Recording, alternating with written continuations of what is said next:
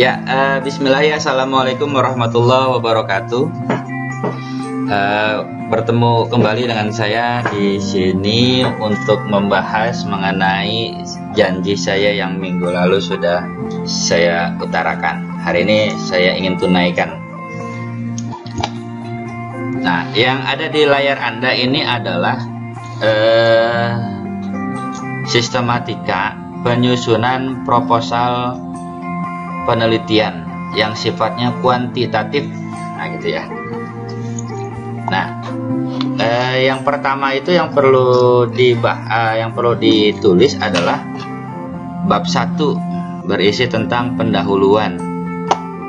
Tapi Anda tentu harus menulis cover, kata pengantar, daftar isi dan lain sebagainya ya. Nah, ini poinnya aja nih. Bab 1 itu terdiri dari latar belakang penelitian. Nah, Anda harus membuat tuh latar belakang penelitian. Latar belakang penelitian usahakan minimal 3 lembar minimal ya. Atau paling bagus 5 lembar. Itu udah paling cakep tuh. 5 lembar. Nah, di latar belakang penelitian itu berisi tentang deduktif teori.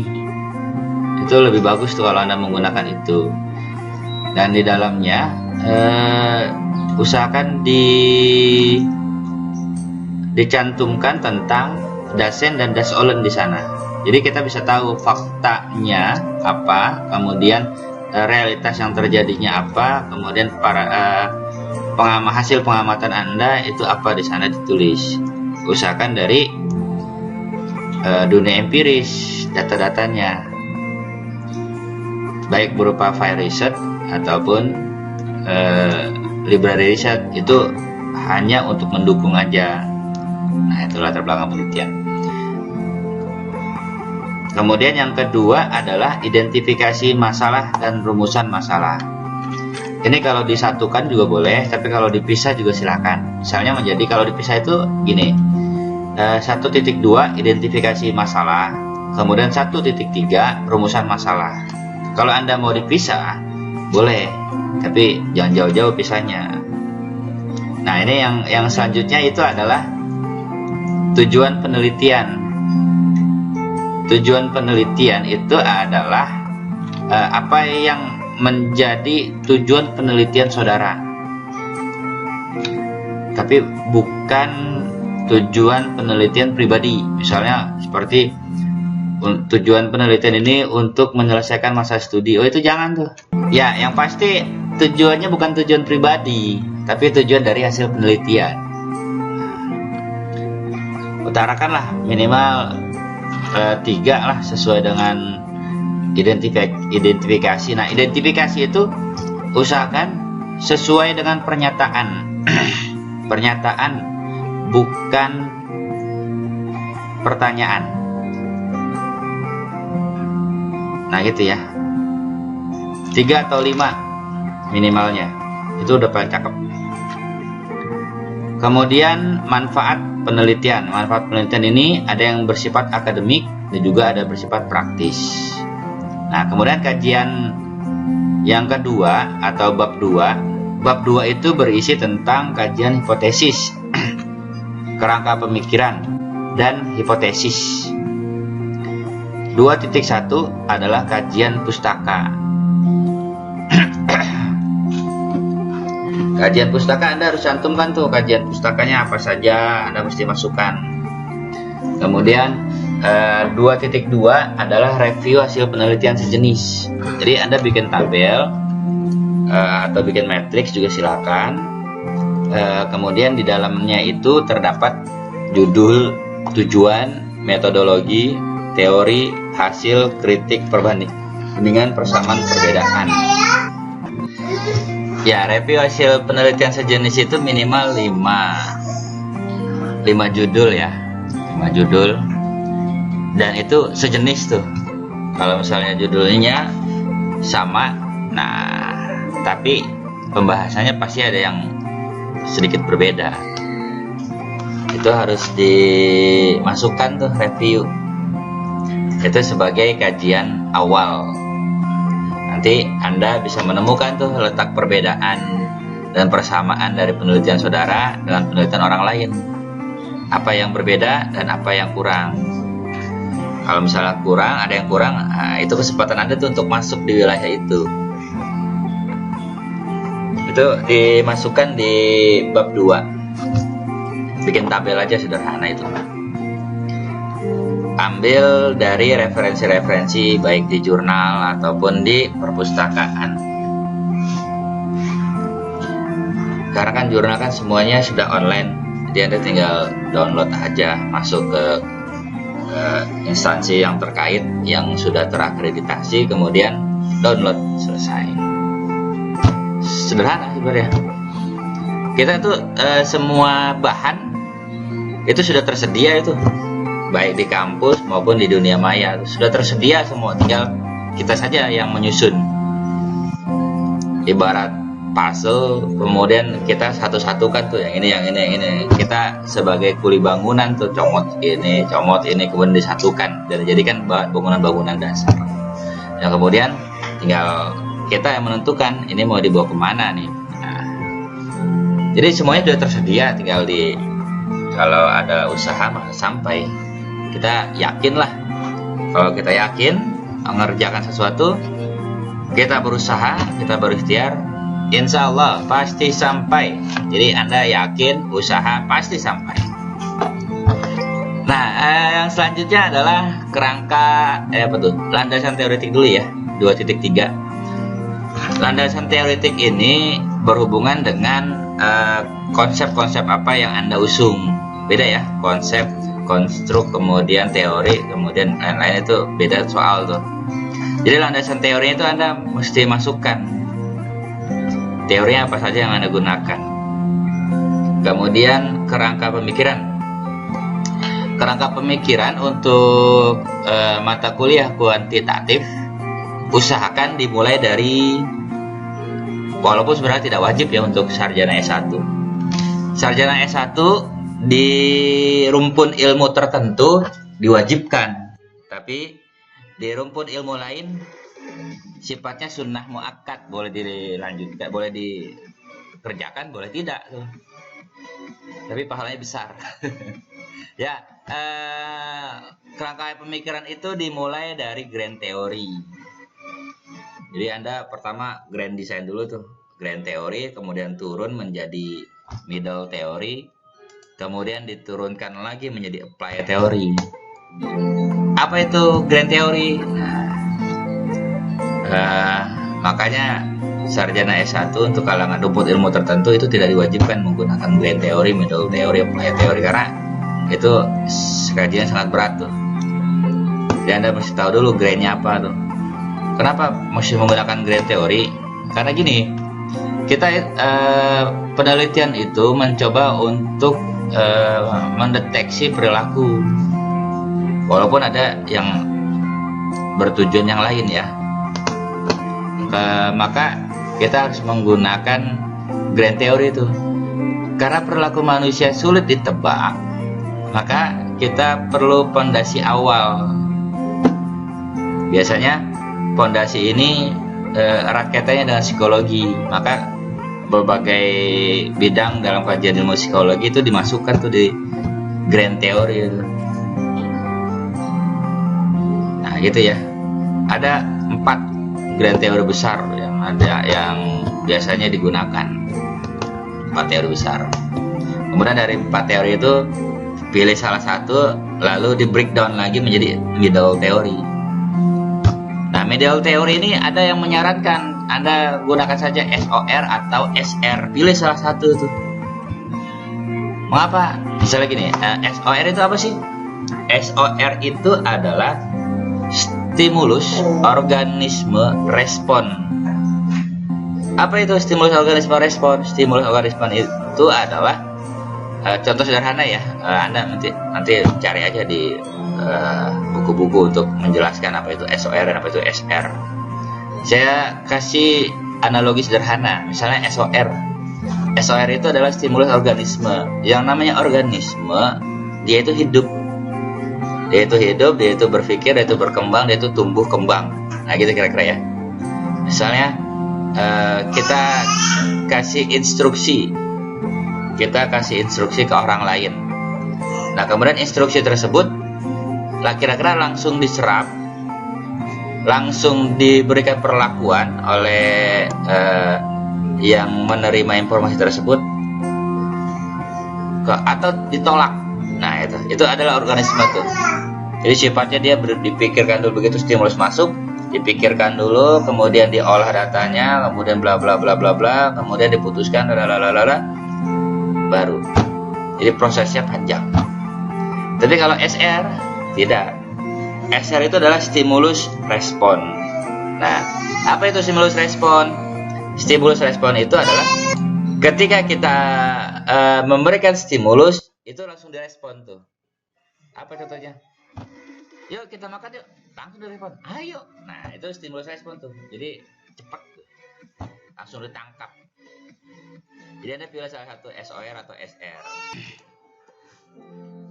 Nah, gitu ya. Jadi sederhananya middle theory itu terdiri dari ada yang menyarankan menggunakan SOR atau menggunakan SR, pilih salah satu.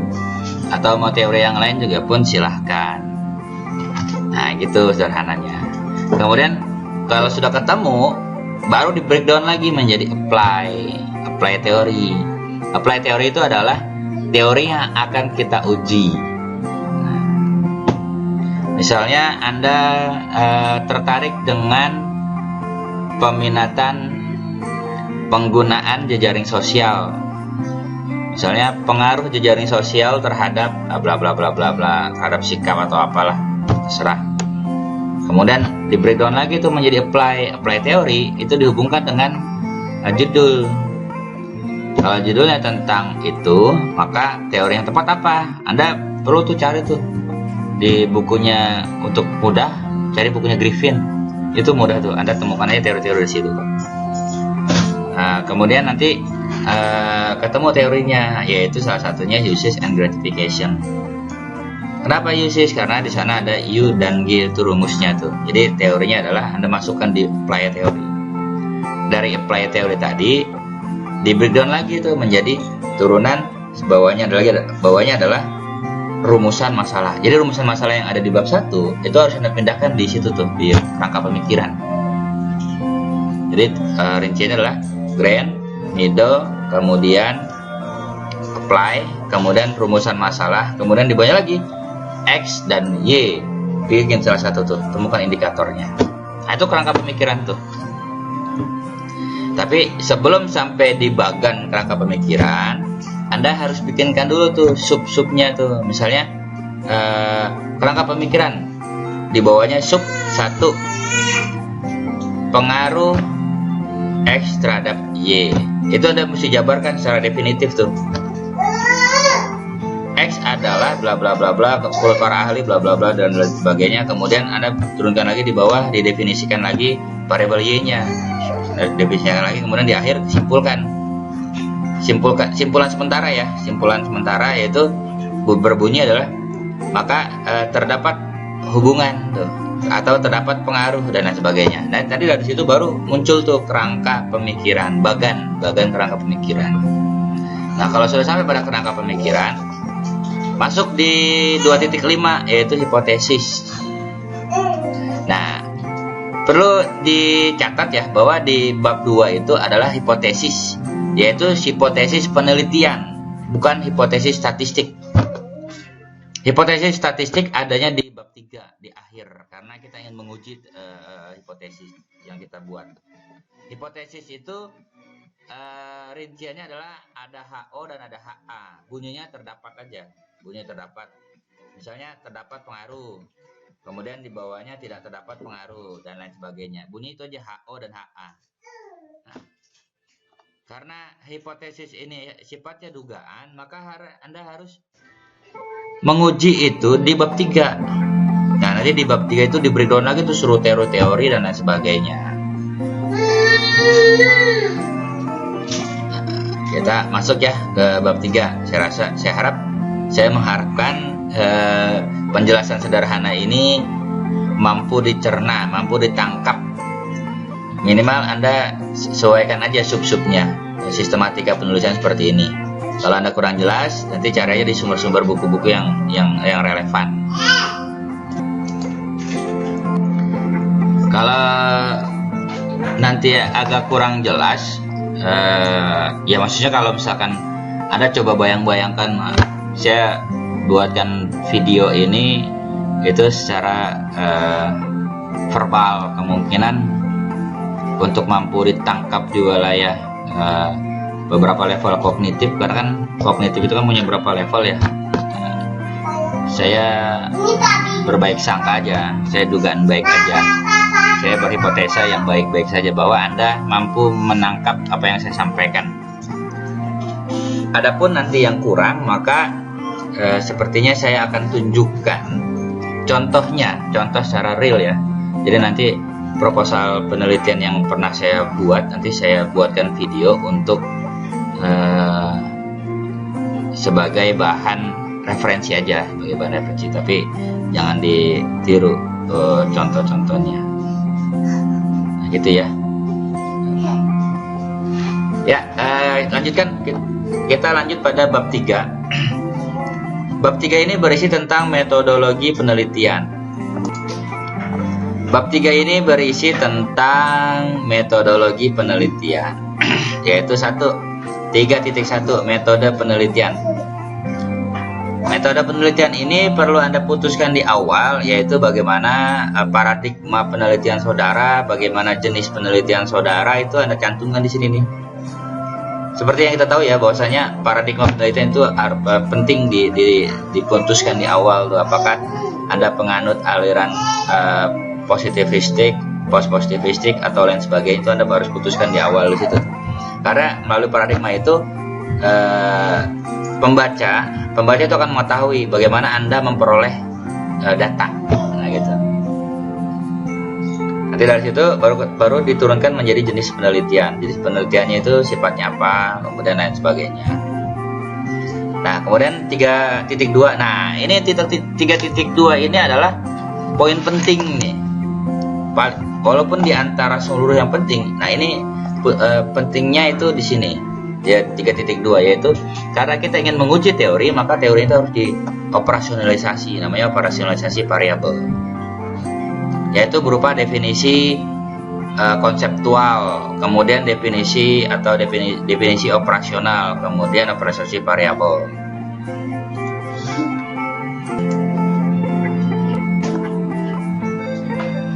Ya, yang 3.2 ini berisi tentang operasionalisasi variabel, kemudian definisi konseptual. Nah, definisi konseptual tadi tidak ada tulisan konseptual, ini saya rubah. Definisi konseptual itu perlu diputuskan di awal. Perlu diingat ya, itu ketika Anda mengambil keputusan itu harus didasarkan pada pendapat ahli. Kalau pendapat ahli sudah menyatakan, baru Anda putuskan tuh definisi operasional. Itu mesti ada rincian, itu poinnya apa, poin A, poin B, poin C, dan sebagainya itu. Kemudian kalau sudah, operasionalisasi variabel. Operasionalisasi variabel itu adalah dibikinkan matriks atau tabel. Anda bikin matriks itu, konsepnya apa, kemudian operasionalisasinya apa, kemudian ukurannya apa, kemudian skalanya apa. Nah, di sini jangan sampai Anda tertukar ketika Anda membuat skala. Skala yang dimaksud adalah skala scoring. Misalnya di situ ada skala interval, ordinal, atau skala interval, rasio, dan lain-lain. Nah, Anda pilih salah satu skala tersebut. Boleh. Nah, Anda boleh pilih salah satu tuh.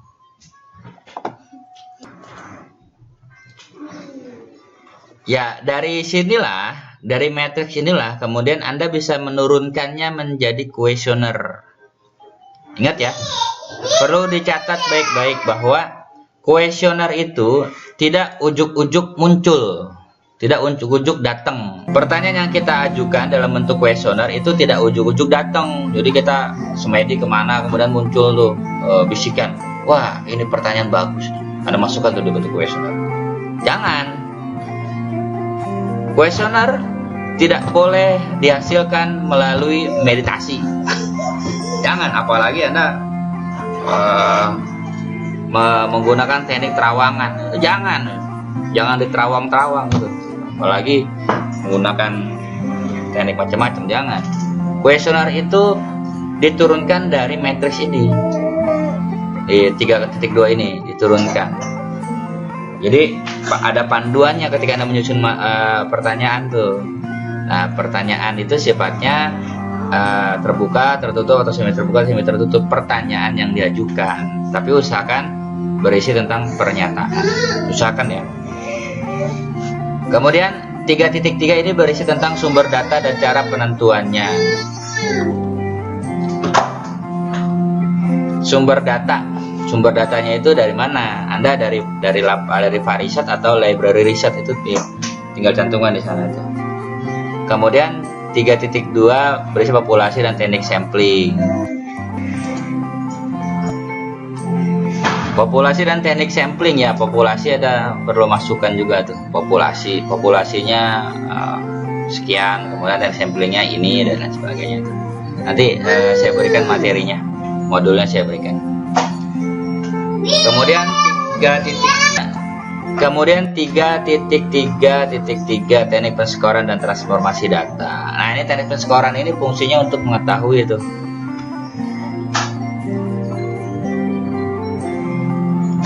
Kemudian 3.4 uji validitas dan reliabilitas.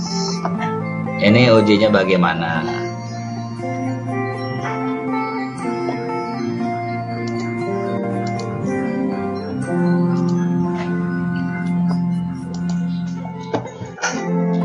Ya, teknik penskoran dan transformasi data. Teknik penskoran dan transformasi data itu berfungsi untuk memutuskan apakah data Anda sifatnya ordinal atau interval tuh. Kalau Anda menginginkan data interval, maka data ordinal itu harus ditransformasi ke data interval.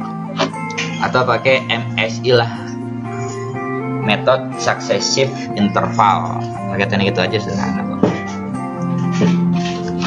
Kemudian yang 3.4 adalah uji validitas dan reliabilitas. Nah, ini uji validitas dan uji reliabilitas itu Anda harus punya dulu tabelnya.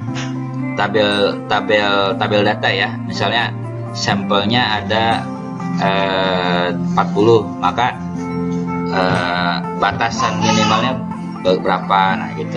Itu Anda harus punya tuh tabelnya. Cari di Google banyak, atau di bukunya, buku penelitian banyak kok.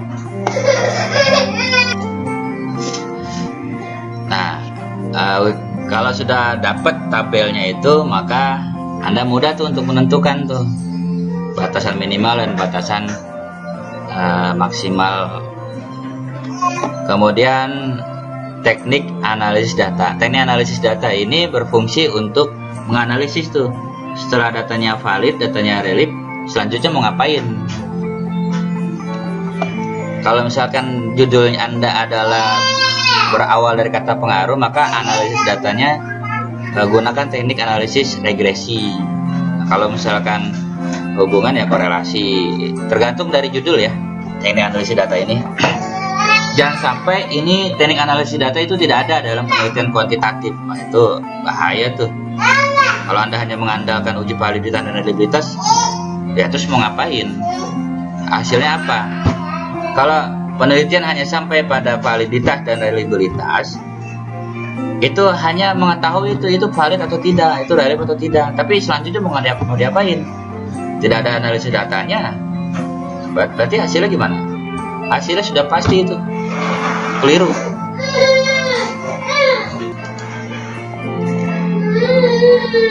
Jadi begitu ya. Jadi teknik analisis data. Kemudian selanjutnya teknik pengumpulan data. Kemudian yang teknik pengumpulan data. Bedanya apa dengan sumber data? Teknik sumber data itu adalah teknik sumbernya. Itu sumbernya ada dari lapangan atau dari perpustakaan.